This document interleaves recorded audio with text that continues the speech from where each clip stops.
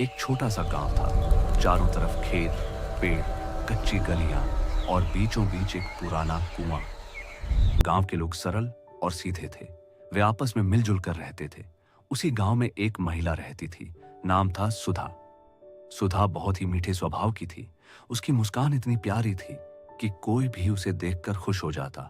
गांव वाले अक्सर कहते, सुधा जैसी औरत पूरे गांव में नहीं है। कितना अच्छा व्यवहार है इसका। वह सबकी मदद करती। किसी के घर में काम हो तो बिना बुलाए पहुंच जाती। बच्चों को कहानी सुनाती, उन्हें दुलारती।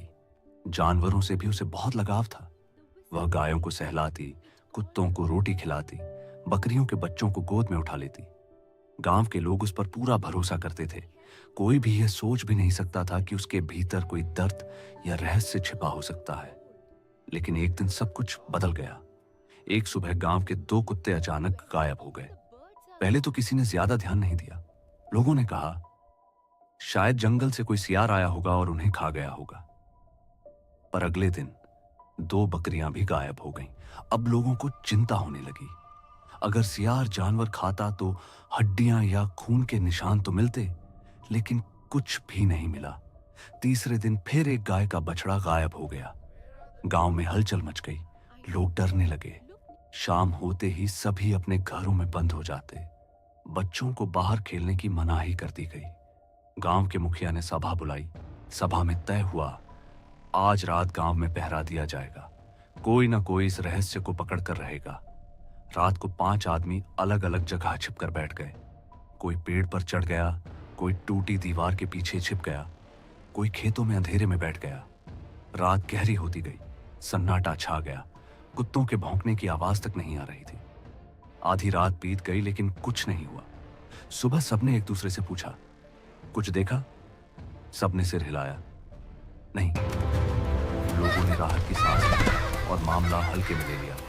लेकिन असली डर तो अभी शुरू हो रहा था। अगले दिन दोपहर में गांव की 8 साल की बच्ची चिंकी अपनी सहेलियों के साथ खेल रही थी। खेलते खेलते वह थोड़ी दूर चली गई। शाम तक वह घर नहीं लौटी। उसकी मां ने सोचा, शायद पड़ोस में होगी। लेकिन रात होने लगी और चिंकी का कहीं पता नहीं चला। पूरा गांव उसे ढूंढने निकल पड़ा।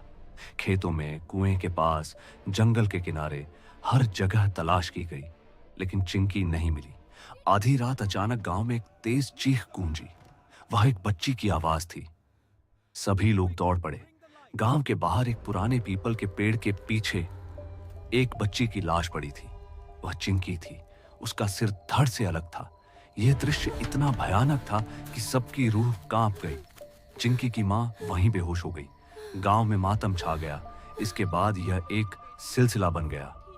दिन में कोई बच्चा गायब होता, रात में चीख सुनाई देती और फिर लाश मिलती।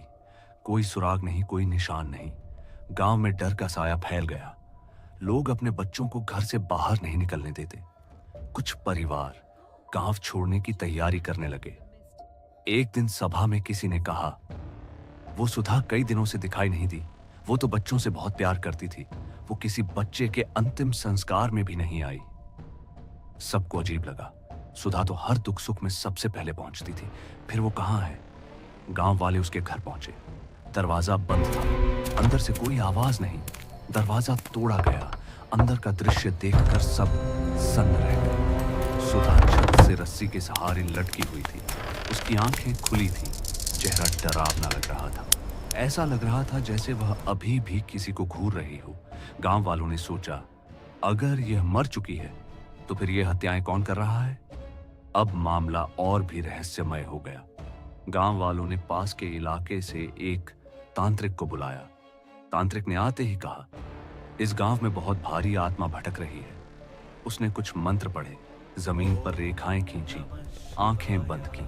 फिर बोला, जिसे तुम मृत समझ रहे हो वही इस गांव का विनाश कर रही है। सबके शरीर में सिहरन दौड़ गई। तांत्रिक ने कहा कि रात को श्मशान में अनुष्ठान होगा। सुधा की लाश भी वहीं लाई गई। मंत्रोच्चार शुरू हुआ। जैसे ही उसकी लाश को आग लगी, काला धुआं उठने लगा। धुआं इतना घना था कि कुछ दिखाई नहीं दे रहा था।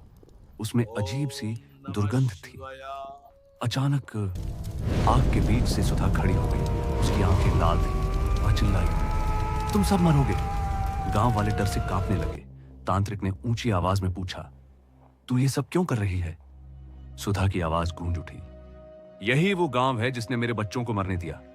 सब चौंक गए। सुधा ने बताया, 2 साल पहले मेरे बच्चे खेलते खेलते इस गांव के कुएं में गिर गए थे। मैंने हाथ जोड़कर विनती की, कोई उन्हें बचा लो, लेकिन सबने कहा, कुआं गहरा है, हम नहीं उतरेंगे। मेरे बच्चे पानी में तड़पते रहे और मर गए। उस दिन मैंने कसम खाई थी, इस गांव की हर मां को वही दर्द महसूस कराऊंगी।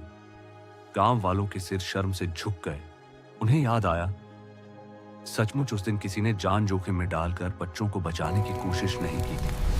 तांत्रिक ने भभूत उठाकर सुधा पर फेंकी। सुधा चीखने लगी।